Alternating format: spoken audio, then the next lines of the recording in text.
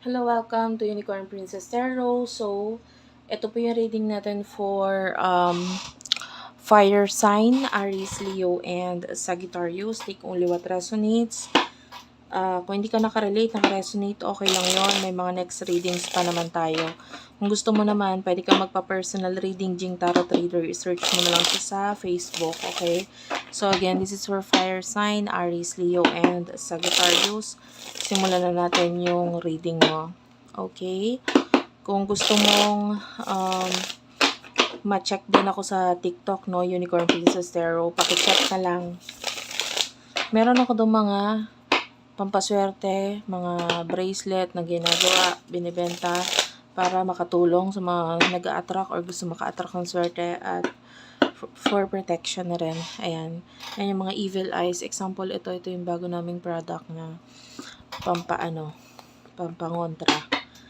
Yung orange evil eye is for happiness. Yan, para maprotektahan yung mga bagay na nakakapagpasaya sa'yo. And yeah. Let's start your reading. This is for fire sign. Messages for fire sign, please. Aries, Leo, and Sagittarius. The Tower is here. Tower. Seven of Pentacles. And the Fool. Ayan. Dalawang major arcana, guys. The Tower and the Fool. Eight of Swords is here. For some of you, pwedeng medyo may mabagal or wala masyadong movement pagdating sa career. I feel like may mga bagay ka na gustong gawin pero hindi mo magawa. Sitwasyon na parang ikaw ay naiipit, hindi mo maalisan. I feel like gusto mo magkaroon ng new beginnings, gusto mo magkaroon ng happiness. Pero sa ngayon medyo mahirap, malabo, lalo na financially yung iba sa inyo hindi ka basta-basta pwedeng gumastos. Yan, pwedeng na ang iyong finances ay nakalaan or meron lang mga pinaglalaanan. So, nakikita natin na medyo nagiging mahirap para sa iyo ang maging masaya dahil dito sa mga bagay na ito, no. Nakikita natin na maaaring iniisip mo yung mga nakukumpara mo rin actually yung sarili mo doon sa mga past person or maybe mga classmates mo in the past, kamusta na kaya sila or what. And you feel like malaki na yung inangat nitong mga taong ito. And I feel like hindi mo kailangan na tignan kung ano man yung buhay ng iba, kung anong ginagawa nila, etc.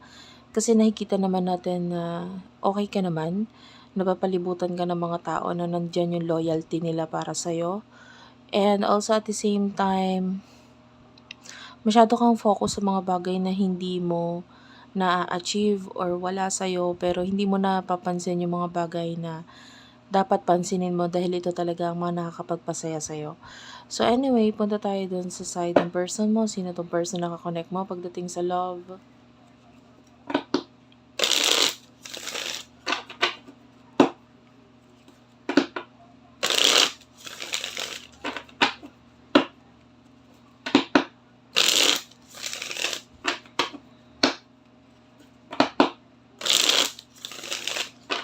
Pagdating sa love, sino itong person na kakonect mo?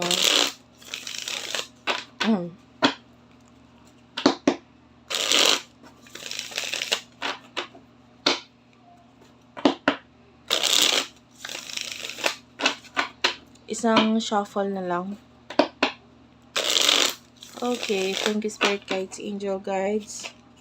Person na kakonect mo, Queen of Swords, Ace of Wands. Yeah, this could be a person who is very professional. Pwedeng may mga new beginnings itong person na ito. King of Cups is here. So, this person really do loves you. Kaya lang, pwedeng hindi ka niya matulungan financially kasi pwedeng meron din siya mga problem regarding finances ngayon. And I feel like this is a friend. Pero pwedeng iba, pwedeng nag-end na yung friendship ninyo or matagal na nagkakaroon ng separation sa inyo. Nakakamoy nga pala ako ng kikiam. This could be a reading. And also, kikiam or fishball. Basta yung mga straightful yung dituhog. And then you do have here the 7 of Wands. So, nakakita tayo dito ng parang mga bagay na minamanifest nitong person na ito. Gusto niya ng victory, gusto niya ng success. And nandito, nakalaan ngayon yung time niya, yung effort niya dito sa mga bagay na ito. And I feel like, pwede may communication pa rin naman. Pero, I feel like ang pinaka nagiging balakid ngayon sa connection na ito ay may kinalaman sa usaping pamilya. Okay? So, ano yung emotions mo patungkol dito sa person na ito? For fire sign, please.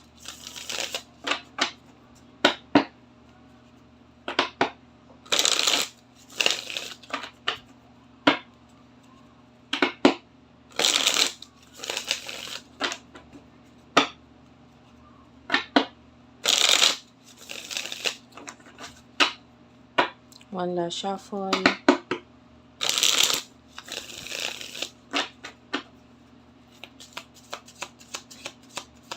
Emotion mo para sa person na ito. Queen of Cups is here. The Six of Wands and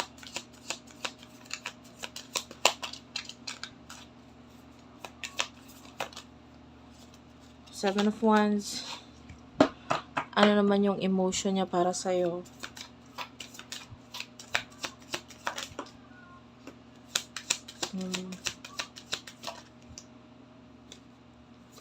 Ten of Wands is here. Three of Swords. So, yeah. Pwedeng may third party na involved dito sa connection na ito. So, maraming obligasyon nito person na ito. With the Page of Swords, nakikita natin na ang focus nito could be children. Kung ano man yung mga obligasyon niya ngayon. And sabi ko nga, pwedeng may kinalaman sa career. And I feel like you do still love this person. And parang alam mo, gusto mo lang na lagi siya nandyan. Alam mo yun, maybe hindi mo siya pinapansin, pero gusto mo lang na dyan siya. Updated ka pa rin. Maybe may connection pa rin kayo through social media. Pero sa ngayon, parang sapat na muna na ganon. Dahil, although mahal mo itong person ito, with the Seven of Wands, pwedeng marami kang kailangan na sikasuhin, harapin, or mga obligasyon din naman sa buhay mo or sa sarili mo na kailangan mong harapin. Especially, pwedeng may kinalaman ito sa money. So, etong connection na ito, if there's a third party na involved dito, I feel like hindi lang siya basta third party, but may money na involve. So, definitely pwedeng nagkakaroon ng ending sa inyo. And also, focus naman talaga sa new beginnings ngayon. And I feel like both of you are moving on or tinatry na lang mag-move on mo na example sa'yo, medyo mas nagpo-focus ka na lang muna sa sarili mo and tinatry mong mag-move on because marami ka nakikitang challenges or problema sa connection ninyo. So, what will happen in the future for the both of you?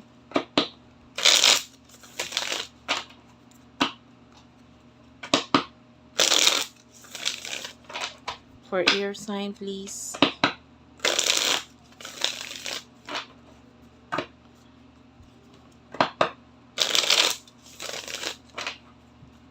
In the near future para sa inyong dalawa. One last shuffle. In the near future para sa inyong dalawa. Fire sign, Knight of Pentacles, Knight of Swords. Okay, a lot of pagta-travel or an offer of pagta-travel. You do have here the Ten of Swords. Something is going to end in your life. Yung iba sa inyo, kung mayroon mang offer ng pagta-travel, you might not be sure about this. Pwedeng maraming challenges, medyo mahirap. Nakakita tayo dito ng mga pag-aaway, and I feel like yung iba sa inyo, kung may kinalaman sa pagta-travel, pwedeng wala kayong masyadong ipon kasi, so if you really want this new beginning, medyo magiging mahirap para sa'yo. Nakakita tayo ng mga past person na willing tumulong sa'yo, pero sabi ko nga pwedeng medyo magiging mahirap yung pagtulong, especially financially, medyo konti lang din naman yung kaya nilang itulong sa'yo. And I feel like in the future, there's a lot of karmic lesson na matututunan mo. Marami kang mga bagay na hindi mo agad mabibili or hindi mo agad makukuha because you need to priority ito munang mga importante or mga mahahalagang bagay So, pagdating sa person mo in the near future for fire sign, please. The Emperor is here. Yeah, this is Aries energy. You could be dealing with an Aries. You do have your Knight of Wands and the Five of Cups. Clarify the Five of Cups. Why is the Five of Cups here? So, actually, itong person na ito ay pwedeng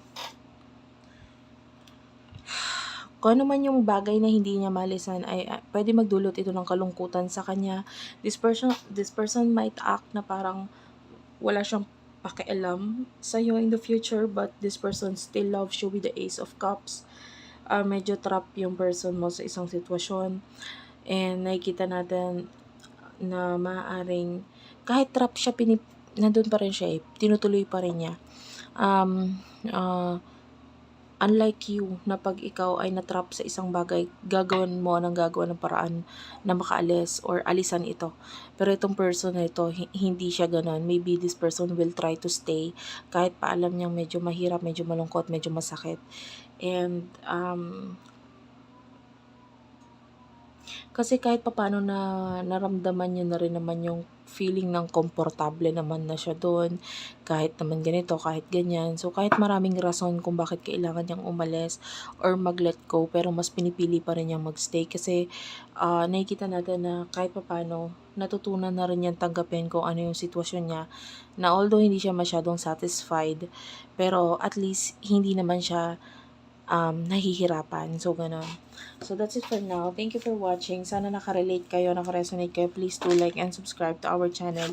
Unicorn Princess Tarot, Madam P TV, Virgo, Philippines, Tapit Hapon TV, Water Sign Philippines, Madam P Vlogs, Libra Philippines. I love you all, guys. Thank you for watching. By the way, Unicorn Princess Tarot, yan yung TikTok ko. Diyan sa aking pinaka-shop, makaka-avail kayo dyan mga products na pangontra and mga pampaswerte. If you want to check it out, punta na lang kayo sa TikTok. I love you all. Thank you for watching and bye-bye.